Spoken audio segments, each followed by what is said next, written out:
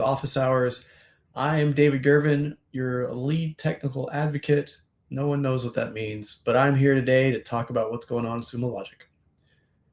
All right. Our agenda today is upcoming events and training. We actually have a ton on the schedule there. Some recent releases, recent content. We'll do a little micro demo as usual and knock out some Q&A. So welcome aboard. Let's jump in. All right. So coming up, we have a brown bag. Chaz and I recorded a brown bag last week where we covered product updates from 2025, including Dojo AI agents. So we talked about some of what's ahead in 2026. We're going to go back and watch that recording if you haven't been able to catch it live. We'll put links into the brown bag, the following training and education offerings in that chat. And speaking of that, we've got some sessions coming up in the next week. February 2nd, we're hosting a welcome webinar. In these sessions, morning and afternoon, it says, we'll go over data collection, how to search and analyze, visualization, monitoring, and section on Sumo Cloud SIM. The goal of the session is to onboard you. So you can actually see some value in Sumo quickly. It's just a jump start, a quick start. So if you want to get in there, we'd love to have you. If you're a new customer or a Sumo Pro, we can address a variety of use cases. So come with questions and jump in there with us. February 3rd, we're hosting a fundamentals session. In the fundamentals session, again, morning and night, we'll cover the analysis of logs and metrics. And we'll also get Sumo Logic up and running and learn to do simple filtering, data parsing, and analysis. So that one will be almost a little bit more fundamental, beginner basics, log, data parsing, all that kind of stuff, how to get everything running. So, and then building on the fundamentals session on February 4th, we'll have 2 sessions of search mastery. Those sessions will include more in-depth analysis of logs and metrics. We'll be working on identifying critical events, creating dashboards and alerts and necessary monitors for your environments. Man, that's a lot of stuff coming up. So our intent, no matter what level, we have something for you. So hopefully you'll participate and come and hang out with us. So recent releases, we have Google SSO. So signing into Sumo Logic is obviously easier because we have, if you use Google, because we have SSO now. If your email is address associated with Google account, you can simply select continue with Google on the sign-in page and access Sumo Logic with no additional setup required. So that is going to be handy. Organizations that use SAML or other identity providers can continue signing in using their existing stuff. But hopefully that will make things a little bit quicker. We also have configure webhook connection. Webhooks are HTTP post callbacks that send Sumo Logic alerts to the external systems. With these webhook connections, you can push scheduled search alerts, tools like Slack, PagerDuty with links and results and those kind of things. So the capability opens up a lot of kind of flexible integration options. That'd be a good way to put it. You can create as many webhooks and customized payloads as long as they're compatible with the basic REST API setup. All right. So blogs, why we wrote an AI governance white paper and why it's not another checklist. That was one from me. So if you're wondering why I wrote an AI governance white paper and what it's actually for, but you don't want to read it, you can go look at the blog I wrote. It explains it. We also dropped Sumo Logic's 2026 security operations insights and reports, AI siloed tools and team alignment. We also have a new podcast coming out, Security Operations Insights, episode 27, 2026. So that's kind of the fun stuff we released this last week. Hopefully you can jump in there. And I was going to go through the knowledge agent today. This is one of our agents, Dojo AI's, our new moving forward, how we're going to talk about all of our agents. And this is one of them. So if you're here at the start page, you can just jump over here to Mobot. And right here, you click on knowledge agent.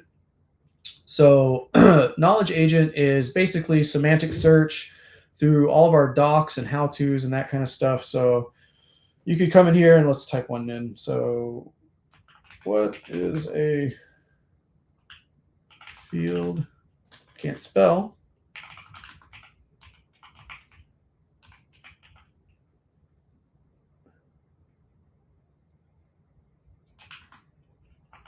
What is a field extraction rule?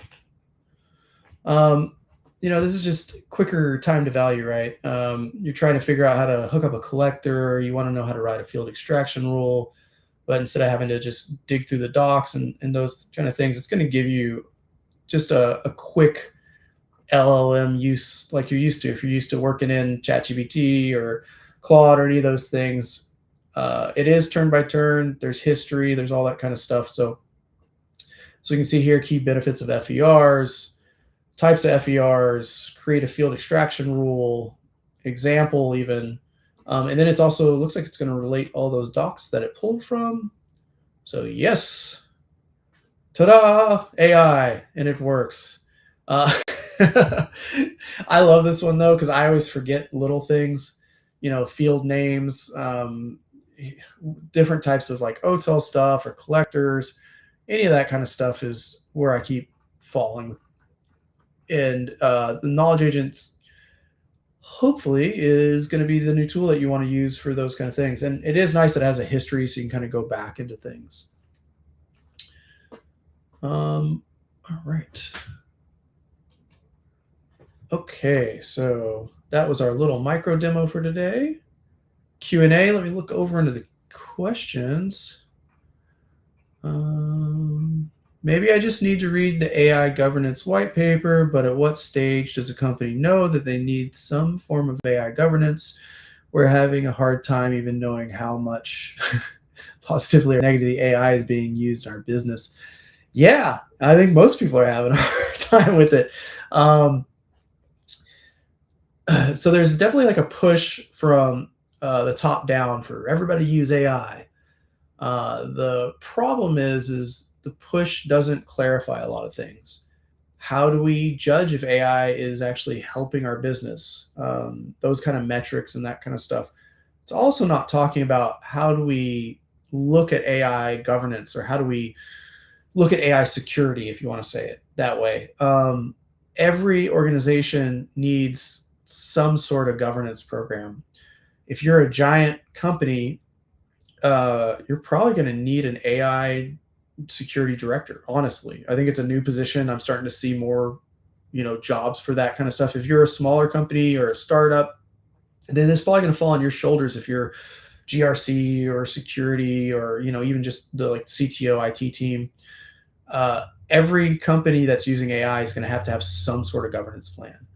My white paper I wrote is just a practical guide. It's not a checklist. It's not NIST or ISO or any of that, because those are always a little overwhelming. I just thought of some really easy ways on how to deal with AI governance with LLMs, if you're running agents, all that kind of stuff. So hopefully that'll help with any of that. And then question 2. The SecOps report says 90 some odd percent of people are prioritizing AI, but then the actual use of AI is way lower. Is this a sign of hype? More a sign that these tools are in development?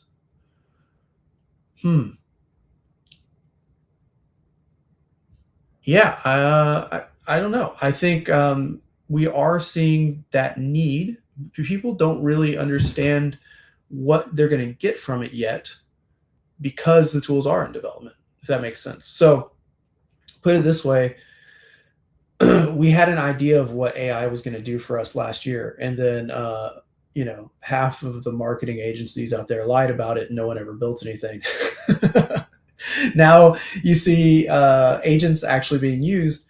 And the interesting thing is the platforms that kind of had really good foundations for AI, solid workloads, like if it's a SIM, we have correlation and good logging and, strong rule sets and all those kind of things. You're starting to see agents working really well. I mean, Sumo, if you were at reInvent, you watched my thing of the SOC analyst jumping into Mobot, running an investigation. That was real data in real life, and it's working really good. But I also think a lot of people don't know what AI is going to do, but they're expected to, increase productivity with it and do all those kind of things. So I think it's both. It's hype, but it's also we have to let development catch up. It's not easy to build these things correctly. It is easy to latch AI onto something and send it into a marketing campaign, but for day to day, product and usability, I'm starting to get really excited about where we're going and see what's happening. But I think of the hype side is you need to start asking better questions. If you're top down and your CTO is like, we need AI implemented across these things, be like, well, what are our goals? What are we trying to do with AI? Are we trying to be a force multiplier? Are we trying to like have better correlation across the company? And then you can actually give them things that they can bring up to the board as good wins, good KPIs, KPRs, all that kind of stuff, good metrics.